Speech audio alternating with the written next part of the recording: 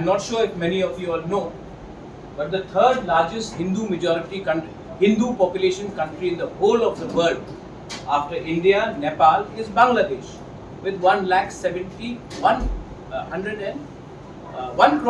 lakh.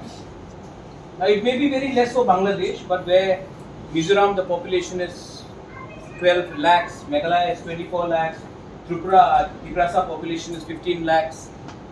In Garo Hills, you are already in problem in Mahendraganj, Mehendipattar side. In Jaintia Hills, I have so many of my Jaintia brothers and sisters. I know what is happening. I know how the people are walking in. And we have open borders with Bangladesh. Right now, Bangladesh is in problem. And if there is any problem in Bangladesh, Sheikh Hasina is a friend of India. Her father was a friend of India.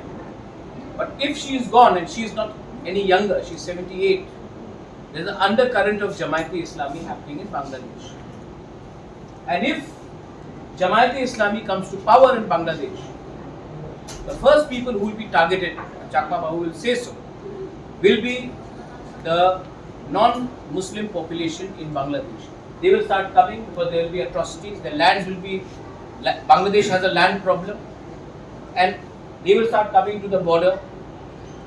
How do we identify who is who? There is pressure, 1971 will again happen. And vote bank politics means the tribals of Northeast do not have enough numbers to even influence our own state like Assam. How will you influence the rest of India? So we have to ensure that the government of India understands that when the tribal people of Northeast are fighting for their land rights, for the political rights, for the economic rights, we are the frontier to India because we know how to defend our land. We are the indigenous people, and if you can protect us, you are protecting India.